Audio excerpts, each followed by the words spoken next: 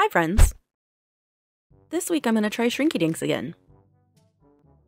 My first try with Shrinky Dinks went just okay. So I searched online for some tips and tricks to make them better, and I'm going to try them out this week. The first tip that I found was to lightly sand the plastic so that the color will adhere better. So I'm going to try this on each of the 3 types of shrink plastic, even the rough and ready, which is already sanded, but I read that it's not as finely sanded, so you can still see the lines in the plastic. I sanded them all down with 1000 grit sandpaper, and then I wiped the dust off. I'm going to reuse some of my designs from the last time. First, so that I can compare them against the previous ones, and really see if there was an improvement. And second, because I really did like these designs, and some of them didn't come out very good. I'm going to use the very best colored pencils that I own, Prismacolor. They're really soft and really pigmented, so if anything should look good on this shrink plastic, it would be these.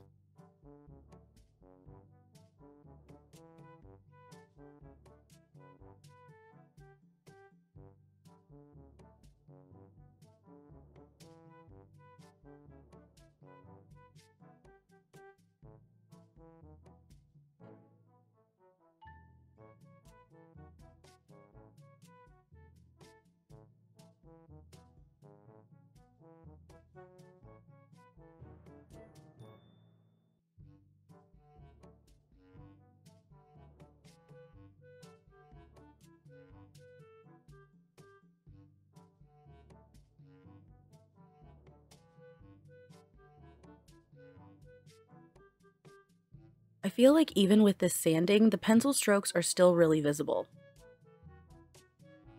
And watching this back, I'm kind of wondering if maybe I should have used a blending pencil.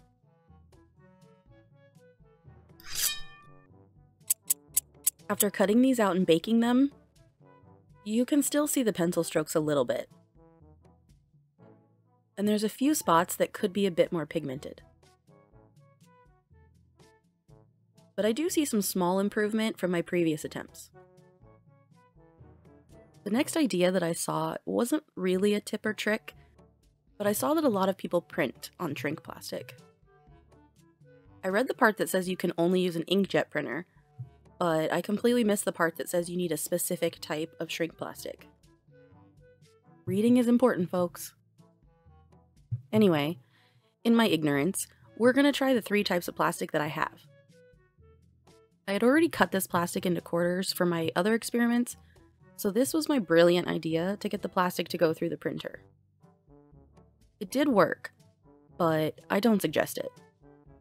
I chose to work harder, not smarter. They came out pretty good, until this happened. So apparently the ink doesn't set.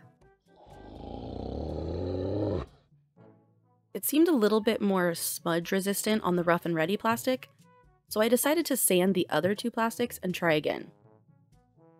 It seems like they came out better this time. I'm not about to really test it or anything, but it should hold until I can get them in the oven. The colors on these came out really nice after baking, even though I didn't even think to adjust them before. The donut came out slightly warped into an oval, but I think that unless you knew what it looked like before, you wouldn't really notice it. The shark is still a little bit transparent, and his fin got a little cracked when I tried to flatten him out too soon in the baking process. The baby dinosaur had some issues. It's most likely my fault, but again, she got a little cracked during the flattening process. And I have no idea when or how this happened, but there's this weird smudge up near the top of her head. The ink does seem to be pretty set now though. I'm not about to lick it or anything, but rubbing my finger over it doesn't smudge it anymore. The last trick I found was to paint on the plastic after shrinking. First I'm going to draw my design on, so that I'll have the correct shape when I cut it out, and I'll be able to use it as a guide when I paint it later. Since I did the hat, teddy bear, and package on the sanded pieces, obviously I had to do the snail, monster, and parrot to go with them. Drawing the outlines in Sharpie was easy and quick, but baking this batch was a little treacherous. The monster curled up, and when I went to adjust him, he yeeted himself off the baking sheet and into the bottom of the oven. I couldn't really abandon him down there to melt to his death, so I had to chase him around the bottom of the oven with a spatula until I could reach him without burning myself. I was actually able to flatten him back out, but he got pretty dirty in the process. Luckily, the snail and the parrot behaved themselves. To paint these, I'm just going to use Posca pens. These are smaller tipped ones. I think they're the size 3M.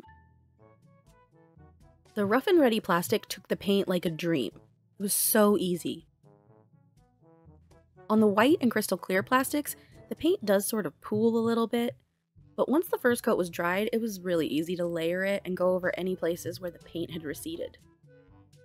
I also sort of worried about the paint scratching off really easily, but as long as I was slow and gentle, I didn't have a problem with it at all.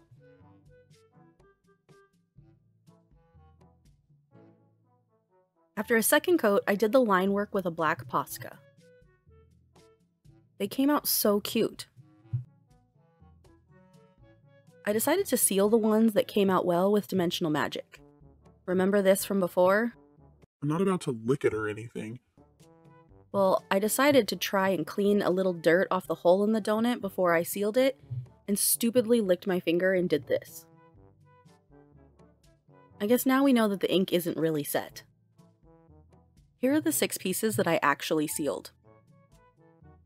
I used a different black Posca on the monster to do the line work, and it came out kind of thick, so I switched for the other ones, which is probably a good idea because for some reason when I sealed the monster, the black liner marker just sort of broke apart, and it looks a little messy.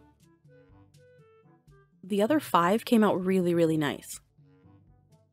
I think so far, my favorite way to do shrink plastic is painting it afterwards. They came out so crisp and clean, and the color was really even, and it was so much easier than sanding and coloring as hard as I could with pencils. I do still want to try the shrink plastic that's actually made for printers, so that's something I can try in the future. What do you think? Let me know if you have any more tips or tricks I should try. Thanks so much for watching, and I'll see you next time.